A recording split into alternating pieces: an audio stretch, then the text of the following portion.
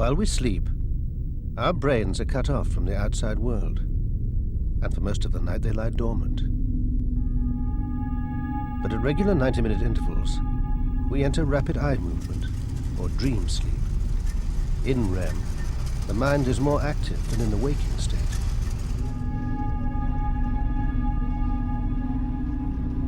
The reason for such frenetic activity, at a time when the brain apparently has little to do, is one of the great puzzles facing modern science.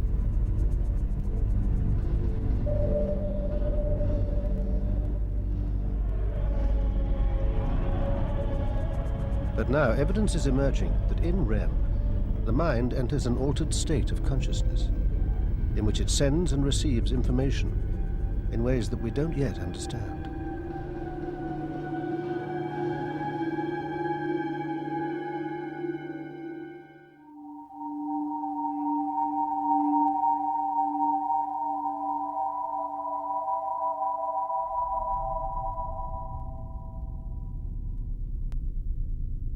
I decided to have a sleep in the afternoon, and I was laying down on the bed.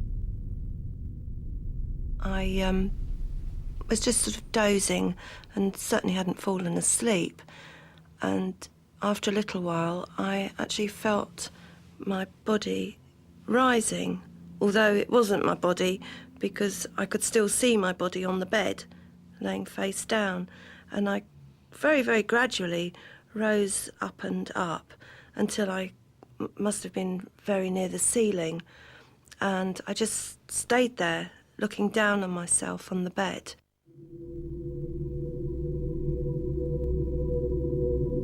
I went to bed. It was summer. I went to sleep. The next thing I remember was looking down. And I was looking down on my bed. I could see my bed beneath me.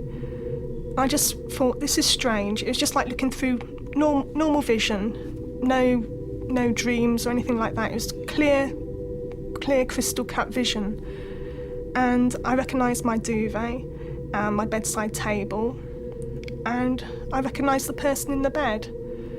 And I could see that person, and I thought, gosh, that must be me.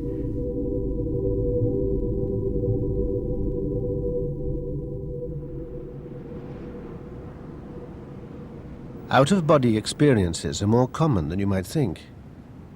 Surveys indicate that between 19 and 27% of us claim to have had one. They're often associated with near-death experiences, but in fact, they most commonly arise from sleep. It's possible simply to dream about leaving your body, but those who've had an out-of-body experience are often convinced it was real. I was awake when it happened. I was awake when it started, and I was awake when it finished. So I know I was awake. So it could not have been a dream. Until it actually happens to you and you realise how real it is and how certain you are that that is what's happened, you know it's not a dream. You know you're not making it up. It is crystal clear. Dr. Charles Tart is a psychologist and sleep researcher who's been studying out-of-body experiences since the 1960s. Well, there are two theories about it. The one theory is that an out-of-the-body experience is pretty much what it seems to be. There's some real sense in which your mind leaves your body and goes somewhere else.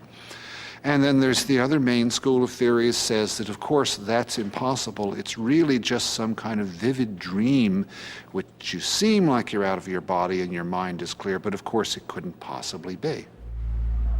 In 1966, Dr. Tart was running a sleep lab at the University of California. That year, a family friend told him she'd been having out-of-body experiences since childhood. She thought it was perfectly normal that you went to sleep, you floated up near the ceiling for a few minutes, you woke up and went to school. She thought that was what sleep was like for everyone. She had never read anything about out-of-the-body experiences or other things like that. She was quite naive that way. So I thought this was fascinating to get a report from someone who hadn't been influenced by what other people believed about it. It's impossible to predict when an out-of-body experience, or OBE, is going to take place. Up until now, no one had been able to capture one in the lab. the woman presented an opportunity to find out what happened to the brain during the experience. In the lab, Tart installed a shelf high above the bed. The woman was connected to an EEG machine to measure her brainwaves and was sent to bed. After she was wired up and in bed, I would then go off to another room, use a random number table to get a 5-digit random number, which I'd write on a piece of paper and slip it in an opaque folder. And then I'd come in and put it up on a shelf near the ceiling, a flat shelf. So the number was not visible to anyone down in the room, much less on the bed, but if you happened to be viewing the room from near the ceiling, you could clearly read the number. And I put a clock near the number also. And I told her, I mean, this sounds terribly preposterous, but I said, if you leave your body, try to float up to a position where you can not only read and memorize the number, but see what time it is also, and then try to wake up right afterwards so I can have an exact idea of when you had that particular part of the experience. Tart changed the number every day. On the first 3 mornings, the woman said she felt as though she'd left her body during the night. But she couldn't say what the number was. She said that while she was out of her body, she was in the wrong part of the room, or she was outside the building or something like that. She had no idea what the number was because she hadn't seen it. Then, on the 4th night, the subject woke up suddenly at about 3:35 in the morning. She said she'd just had an out-of-body experience in which she'd risen to the top of the room. She claimed she had seen the number. She successfully told me that the number was 25132. Now, the odds of guessing a 5-digit number like that in one try are enormous. So I was quite excited, to put it mildly. Tart examined the EEG readings of the electrical activity produced by the woman's brain. At the point that she believed she left her body, they had changed dramatically. I had looked at many brainwave patterns of sleep over the years, and her brainwaves were simply unlike anything I'd seen before. When she had the OBE, the woman's brain was producing alpha waves. In the rest of us, these are produced in the waking state and are rarely seen during sleep. It seemed that while she was asleep, part of her brain was behaving as though it was awake.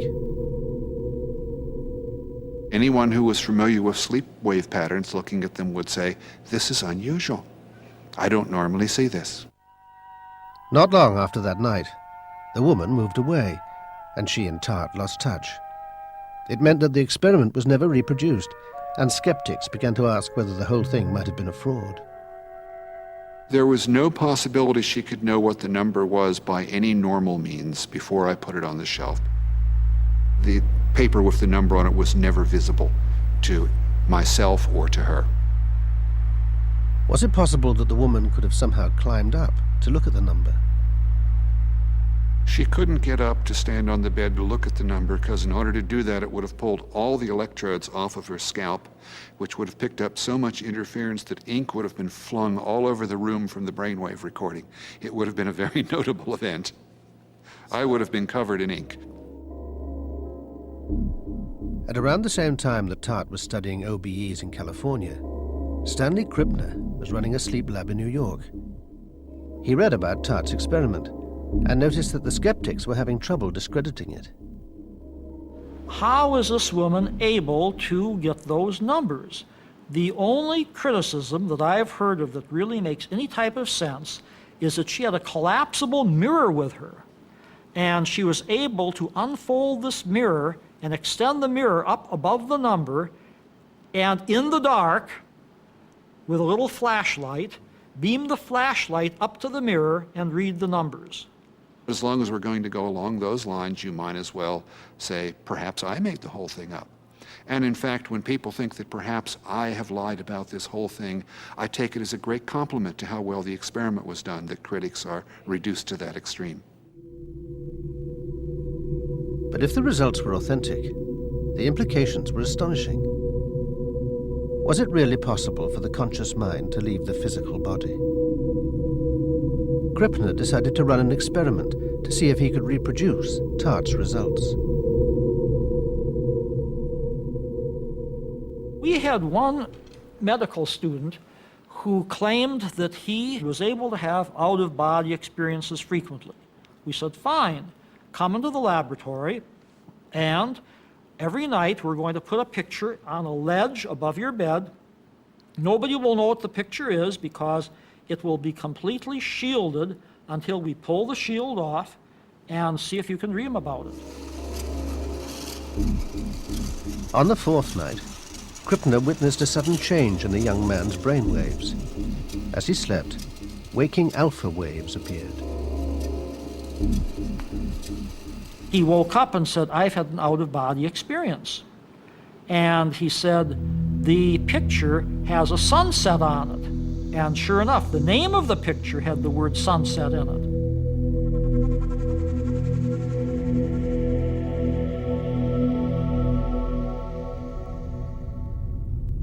Brainwave recordings in both the Tart and Krippner experiments showed that during the out-of-body experiences, the subjects had entered a mixed state of consciousness, part asleep, part awake. In part 2, we'll look at another mysterious state in which the dreaming and waking minds overlap. Like the OBEs, it too leads those who experience it to claim they have seen the impossible.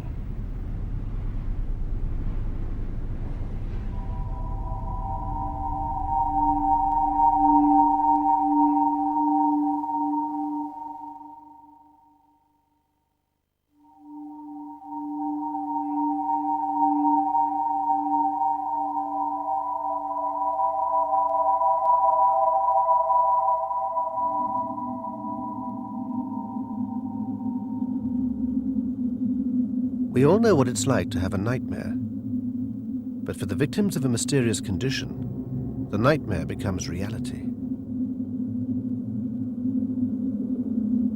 It was in a dream. I was dreaming. But I say I used to wake up because it was like I used to wake up in the dream.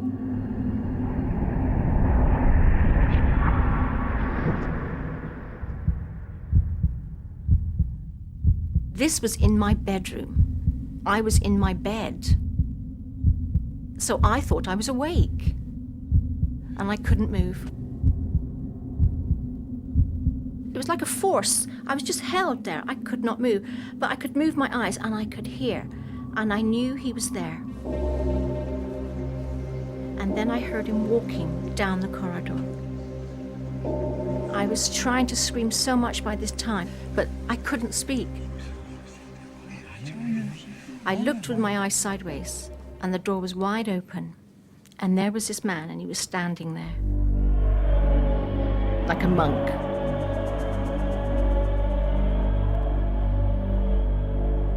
He started to walk around the bed, and the fear in my stomach and in my chest, I can't describe it.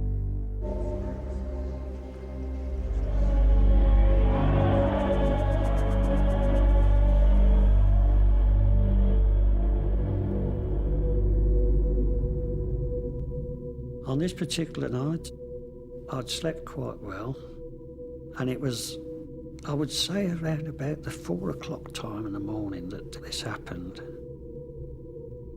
I felt that I was wide awake.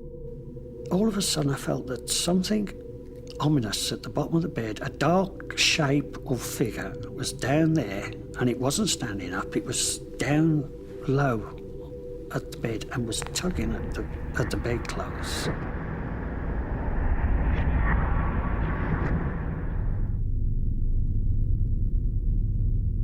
I woke up cold. And I opened my eyes. I found I couldn't move. The next thing I knew, I was being dragged out of bed. I felt totally unable to move a muscle.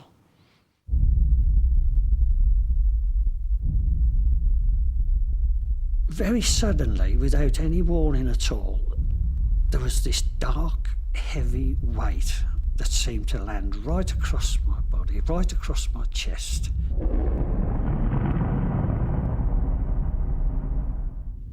There was no being there, no human being there, but there was something there.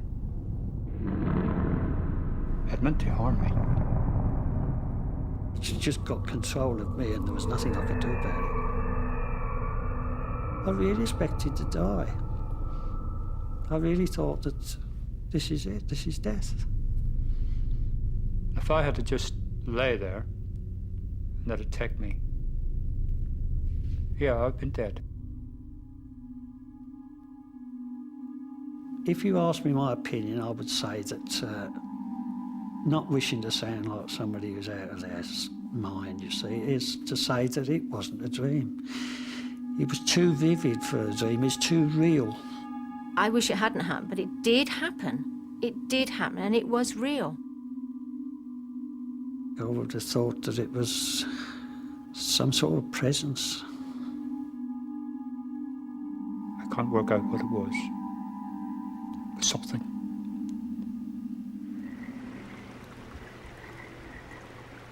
The first academic to investigate these accounts of strange bedroom visitors was Professor David Hufford of the University of Pennsylvania. In 1970, I went to Newfoundland, Canada to do field work on traditional supernatural beliefs. I looked around, I talked to some people, and I found a tradition called the Old Hag, which was a belief about a terrifying thing that happened to people during the night. When people had the Old Hag, they woke up during the night, they were unable to move, something would come into the room that might sometimes be called the Hag, and pressed on them. And people in Newfoundland, those who knew the tradition, said that if this happened, and if it went on long enough without being interrupted, that it could kill people. Professor Hufford decided to investigate further. Back in the US, he devised a survey to try to find out whether anyone there had ever woken up paralyzed with some strange presence in the room. To his astonishment, he found that almost 1 in 5 had had the exact same experience. Most of them have never told anybody. A few of them will tell a spouse or a parent. A couple of them have told me that they told their priest or their minister, their rabbi, but very, very few, 90, 95% have never told anybody.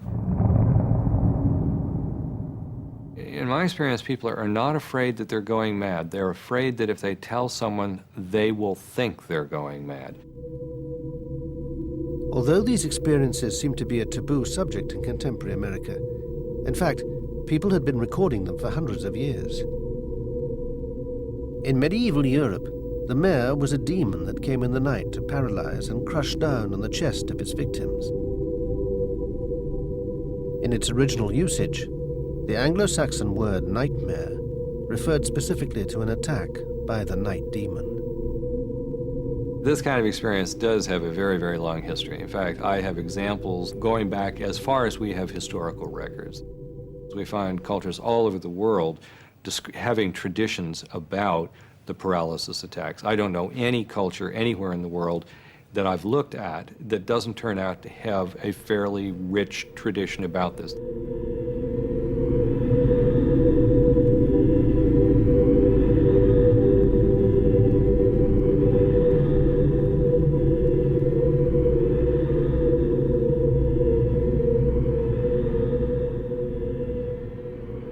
So since you find it in all cultures, and since you find it in all the places we have a record, I would imagine that it simply goes back as far as humans do. Hufford collected literally thousands of these stories. In each culture, the experience was given a different name, and usually interpreted as the work of demons or witches. But however they were interpreted, the stories all seemed to be referring to the same experience. Hufford decided to call it a paralysis attack. He turned his attention to modern-day folk beliefs. Suddenly, out of the blue, I woke up 3 o'clock in the morning, terrified, panic-stricken, paralyzed. I knew exactly what was going on.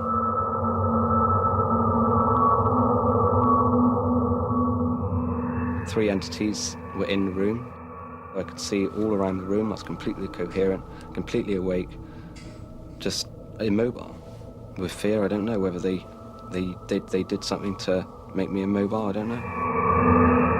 One entity crossed the room, walked like a normal person, approached me at the bed, and leant down right into my face. I entered another dimension of fear that I could not even begin to describe. It was like primal, raw. All else I remember is some kind of thing being drilled into my ear, and that was it. I was awake. It was 8 o'clock in the morning, and that was it.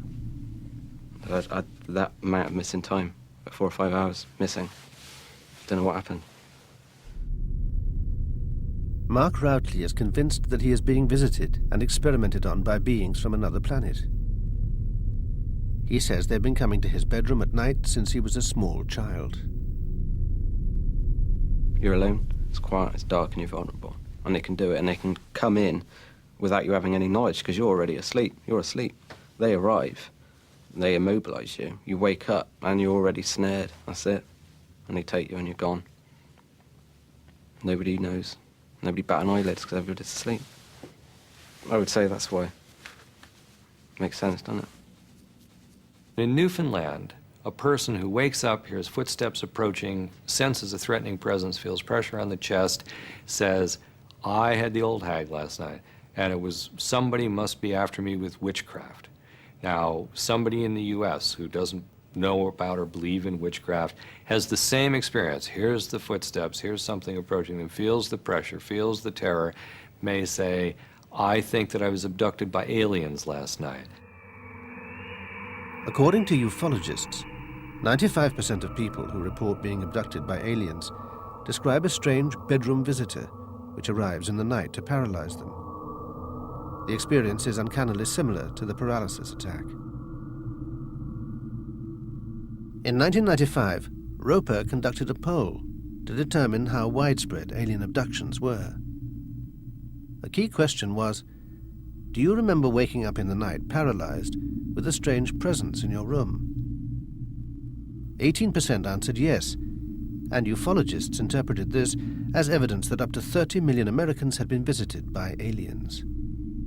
But for Hufford, a more likely explanation was that they had been the victims of paralysis attacks.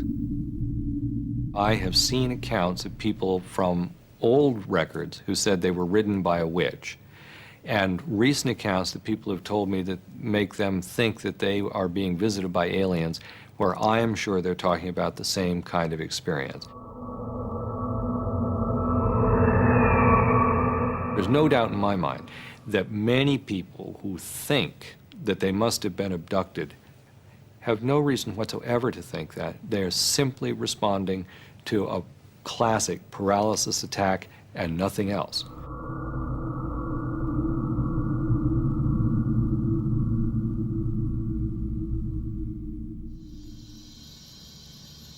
But the fact that alien abductions seemed to be part of the old hag tradition didn't explain the attacks themselves. What gave rise to them? Did the victims have psychological problems, or was there a scientific explanation? Hufford was convinced that the answer was to be found in the sleep lab. The EEG machine measures the brain's activity during sleep.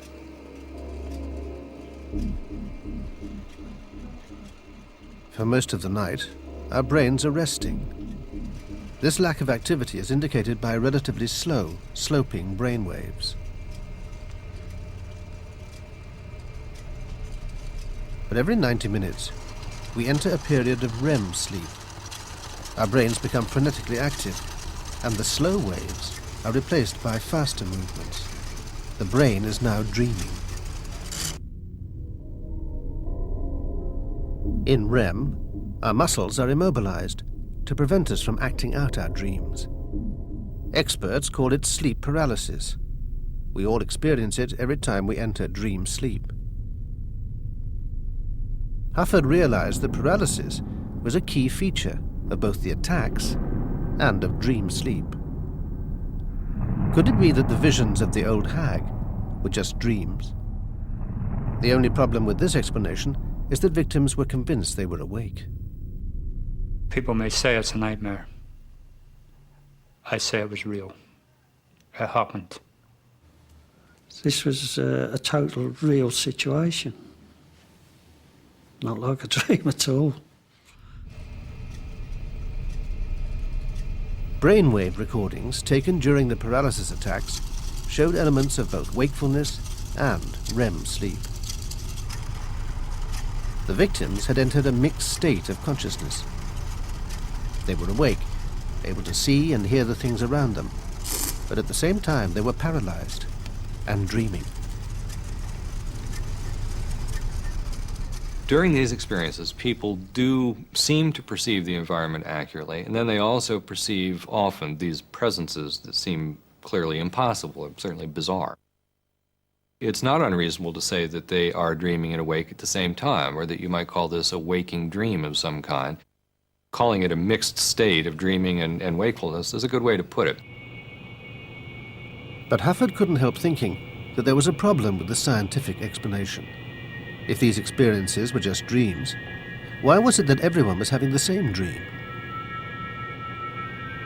It was possible that the sense of evil was triggered by the fear brought on by the experience of waking up paralyzed. But it seemed unlikely that a single emotion could generate such extraordinary similarities in the accounts. What's so puzzling about this experience is that if you ask 100 different people about their most recent dream, you get 100 different accounts. If you ask 100 people about their most recent paralysis attack, it sounds like they all had the same dream. Now, not identically, but there is tremendous similarity in a very complex event. In developed countries, most people have never heard of the old hag or the night demon. Yet when they report the experience, it's virtually the same as the classic old hag attack. 85% are convinced that an evil presence has entered the room. Many believe it to be pressing down on their chest. Large numbers hear footsteps and even the sound of breathing.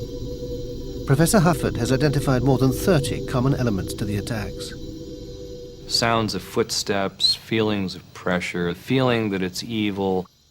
They recur all over the world. Different cultures, different languages, but the pattern of the experience is strikingly the same over and over again. I realized I could not move my body. I was just held there. I could not move, but I I could move couldn't my eyes. move a muscle. I was totally paralysed.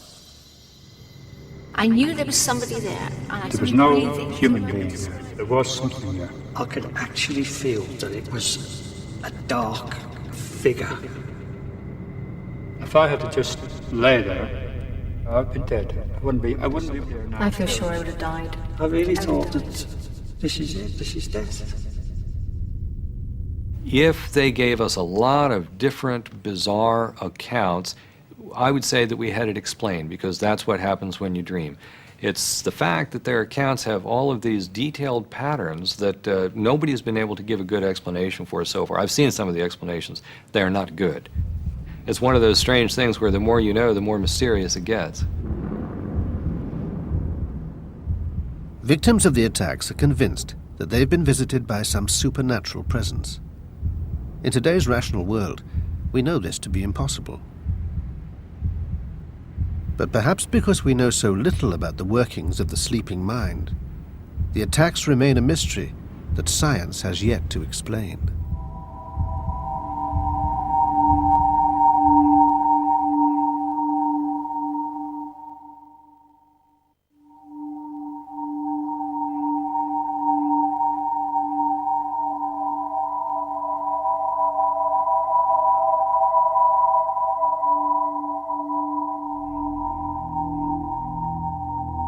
From the earliest times, men have believed that dreams have mystical powers. They were seen as the gateway to the psychic world. In the dream state, it was possible to gain knowledge of distant and even future events. It's a belief that has persisted to the present day.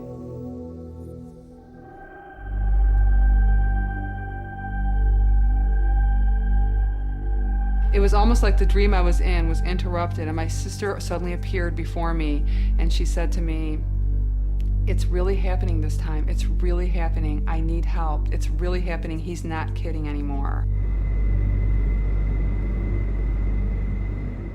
The next day when I woke up, I called her, and it turned out that at the time that I was having that dream, this man she had been dating was trying to rape her.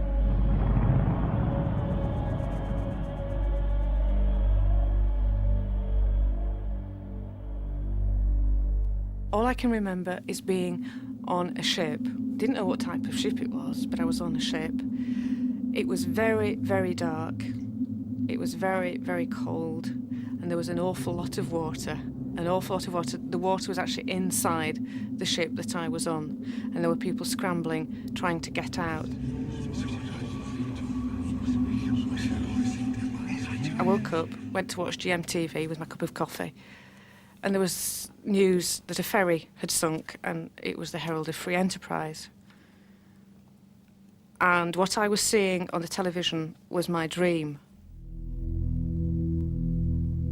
Around 50% of us claim to have had a telepathic dream, in which we've somehow received information without the use of our ordinary senses. But such dreams are almost always recounted after the dreamed about event has taken place.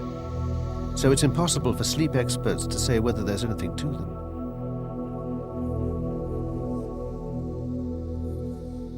This could be due to chance. We do dream many times a night, and sooner or later, one of our dreams, just by chance, is going to match what somebody we know is thinking or doing. Of course, this I'm sure happens all the time. There are many very conventional ways of explaining psychic dreams, and we want to exhaust all of those possibilities before we take too much credence in the possibility that something really was anomalous, really was special, extraordinary, worth looking into. When ESP occurs in everyday life, it usually occurs in what we call an altered state of consciousness. For this reason, when we started our investigations into ESP, we did work with the telepathic dream. 30 years ago, Stanley Krippner devised a series of experiments which he hoped would settle the question of whether dream telepathy was a real or imagined experience. These experiments, which were to become known as the Maimonides studies, were to produce some of the most astonishing results in the history of sleep science. When the whole technology of rapid eye movements and electroencephalograms came up, we thought, why not study these events scientifically? These phenomena have been reported in virtually every human culture since the dawn of history. They, like any other verbal report or human experience, are certainly worthy of our serious attention. Whatever we find out is sure to be worthwhile. The plan was simple. Krippner wanted to find out whether a person's dreams could be influenced telepathically by a sender, a psychologist locked away in a different part of the lab. Robert van der Castle, a sleep researcher with a reputation for telepathic dreams, was one of his first subjects. I would go up to Brooklyn. There would be somebody I was going to be working with that night. I was the receiver, or percipient is what they called it. And so there's going to be somebody who's going to be a sender, somebody who's going to look at a picture and try and send that, whatever that means, or transmit it. So I would usually briefly interact with that person. We might go out for a walk, we might go down to the drugstore and get a Coke, and just kind of, get some good vibes between us. Maybe they had a pleasant dinner together or a bedtime snack, achieving rapport, getting to know each other. Then they were separated. And I would be put into one bedroom, all of the electrodes attached up here in my head and around my eyes and chin and so forth, and then the door shut. So I'm locked in for the night. I can't go anyplace. The psychologist was given a sealed envelope with some sort of a picture in it, and this was chosen randomly, tossing dice. They had that sealed envelope. They would go down to a distant room in the hospital. They were locked in there for the night. Then once they were locked in, they could open up the envelope and see what the picture was.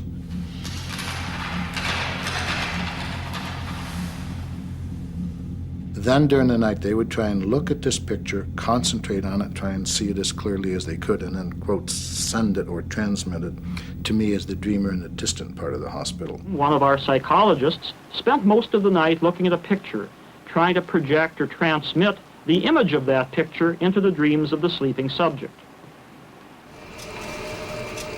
We watched the electroencephalographic machine very closely to see what types of brain waves and what type of eye movements the subject was demonstrating.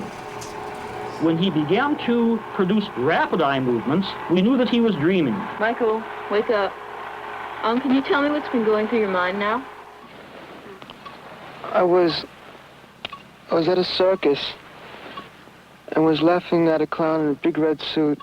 I would be dreaming, and then somebody would call my name and say, "Hey, Bob," and wake up and, do you remember what was going through your mind? As they would, this was going through and this was going through, and that would all be tape recorded.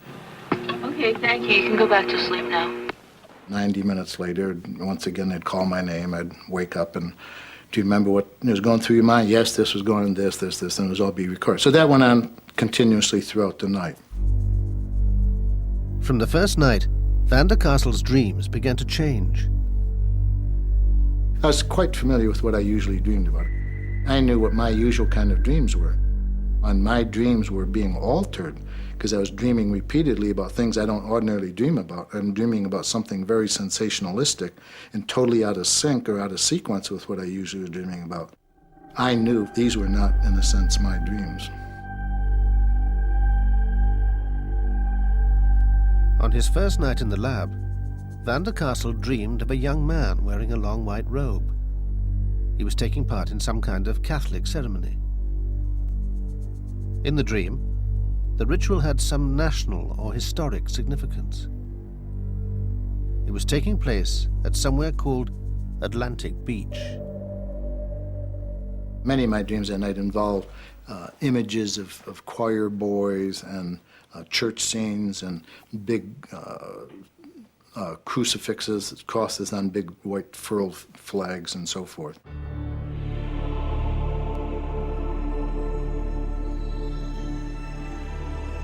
The target picture that night was Dali's The Discovery of America by Christopher Columbus. It depicts the young Columbus in a dream about his future voyage across the Atlantic. The Virgin Mary is shown on a banner borne by Columbus.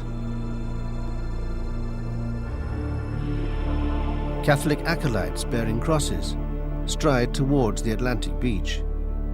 The similarities between dream and target were striking. If we looked at the picture, then I had various details all through my dreams that corresponded my dream imagery with that detail in the actual picture that was being sent. So there was a strong correspondence between many of the individual elements and what was in the target picture. The uncanny similarities continued. On each of the next 4 nights, Van der Kastel's dreams contained key elements of the target painting. But by the 6th night, whatever signal he'd been picking up seemed to have been lost. That night, it was just, the recall was, I just couldn't seem to get much in the way of dreams. I couldn't get any scenes. I couldn't get any people. I couldn't get any action. So I thought, wow, I'd really failed on it. Van der Kastel was convinced that he'd somehow lost contact with the sender. At the end of his first dream, all he could remember was something about a house. The same image recurred in his 2nd, 3rd, 4th, and 5th dreams of the night. So I said, well, to me, the target picture tonight would have to be without any people, because I had hardly anybody all night long, a couple little dingy houses. So if we got a picture in there, no people, little dingy houses, and, et cetera, then we did great.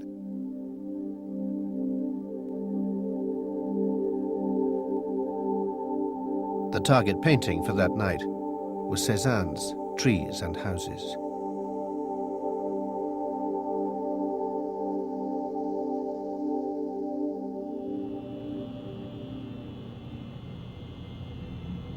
Copies of Van der Kastel's dream reports were sent to a panel of independent judges. Their job was to compare the dreams to that night's target painting. They were given a score, depending on how closely they matched the target. On 6 of the 8 nights he spent at Maimonides, Van der Castle got a rating of 1, a direct hit. The odds against this happening by chance were over 1,000,000 to 1. Krippner wanted to be certain that there was no room for fraud. We had 3 magicians come in and look at our work, look over our research protocol, study the ways that we tried to make our laboratory foolproof. They said no, they did not see how anybody could have cheated. Others at Maimonides were also scoring some remarkable hits. One subject dreamed of walking through the French quarter of a city. In another dream, he walked up the side of a hill, through the layers of a French town, and in a third, he met a group of men dressed as French policemen.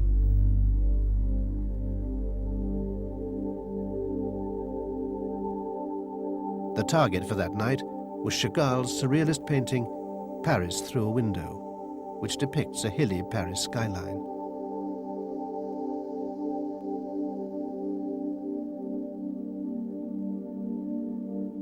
One time we used a picture by a Japanese artist, Hiroshige, called Downpour at Shono, showing this cold man with a little umbrella above his head walking on this Japanese mountain. And not only did the psychologist have to look at the picture, the psychologist had to go into the shower and take a cold shower that night.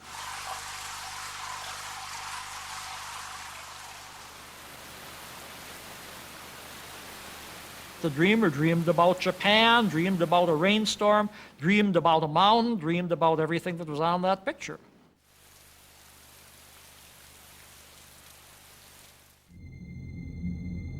In all, the studies at Maimonides lasted nearly 10 years. Krippner and his colleagues used hundreds of subjects in the most systematic attempt to study dream telepathy ever made. We did find evidence of an anomalous phenomena, something that was very difficult to explain through ordinary means. If people want to use the word telepathy to explain it, fine. All that we're saying is it was something that beat the laws of chance, sometimes by 20 to 1, sometimes by 100 to 1, sometimes by 1,000 to 1. Starved of funds, Maimonides had come to an end in 72. Since that time, nothing on a similar scale was ever attempted, and the work has been largely ignored by the scientific establishment. But then, in the winter of '95, Dr. Dean Radin, a statistician from the University of Nevada, decided to look again at the Maimonides data. There had been thousands of individual experiments. Radin knew that statistically, the greater the number of experiments, the greater the degree of certainty they could produce. Using this idea, he recalculated the probability that chance alone could have produced the matches between the pictures and the dreams. A scientist is never absolutely sure about anything, but what we can do is assign the likelihood of something being true or not. The odds against chance for what we actually saw in those studies is 75 million to 1. And what that allows us to do is say that we can't exclude chance, because after all, it could be that 1 in 75 million, but the likelihood is extremely small. If I had to bet on this and make a choice, if I were forced to make a choice in one direction or the other, I would bet that we're dealing with real telepathy in these experiments. But how could this evidence be explained? Why was telepathy more likely to occur in dreams than in wakefulness? What was it that was special about the dream state?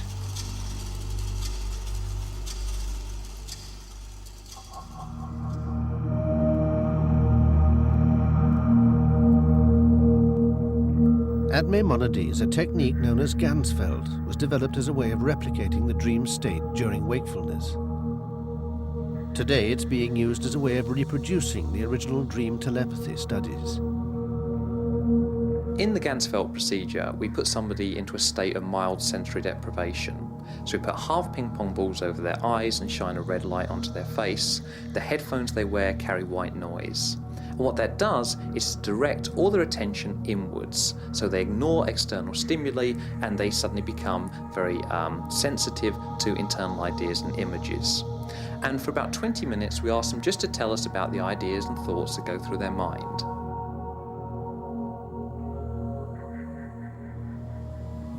And I carry on rising up into the sky. And I can see islands. At the same time, someone else in another room concentrates on some kind of target. There might be a picture postcard or a video clip. And what we're looking for is some kind of match-up between the nature of that target and what the person who's in the Ganzfeld state is saying.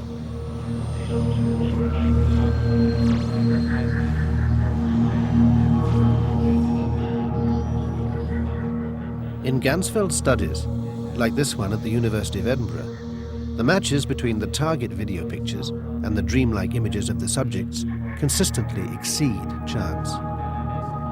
What we see in the Ganzfeld is, in my own research, 47% response rate, which is almost double what you'd expect by chance. If it's a coincidence in this lab, then it's also a striking coincidence that is happening in other labs worldwide. It's not the result of one experimenter or one experiment. It's many, many people doing many, many studies. And this builds an incredibly persuasive database.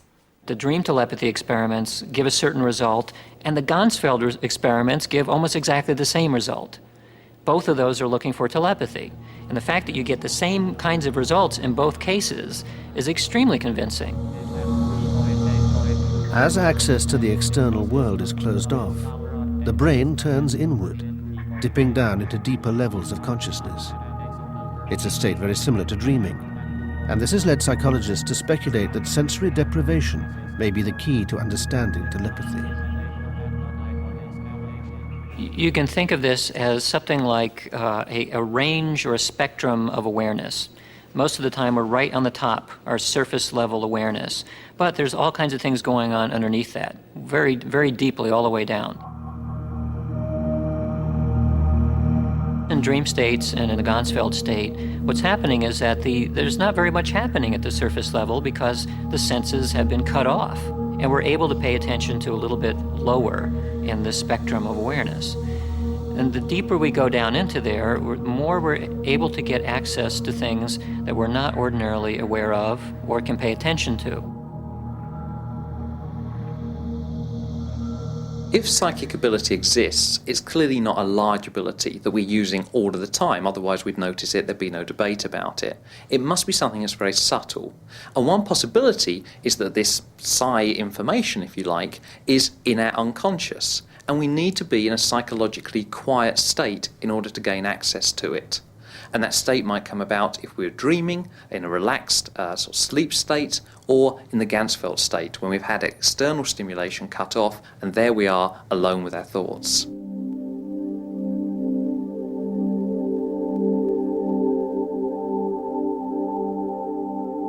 Perhaps then, age-old stories of psychic dreams really are evidence that deep in the subconscious there lies the power to tap into a sixth sense. Whatever the explanation, the evidence of Maimonides is that dream telepathy could be a reality. Mainstream science is going to have to push and shove and expand and revise in order to accommodate what we've found out in the dream telepathy experiments, in the Ganzfeld experiments. The direction that science has been taking over the last few hundred years is completely consistent with a worldview which will eventually not only explain but fully predict that things like telepathy must exist. If a new science of consciousness is to emerge, it will need to encompass the potential of the sleeping mind to receive information not available to us when we're awake. As of now, we have only glimpsed the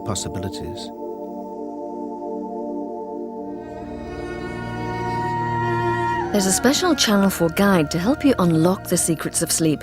To order your copy, send a cheque or postal order for £2 payable to Channel 4 to A to Z of Sleep and Dreams, P.O. Box 4000, Manchester M60 3LL. And we take another probe at the mysteries of sleep in Fours and So to Bed, later tonight at 11:50.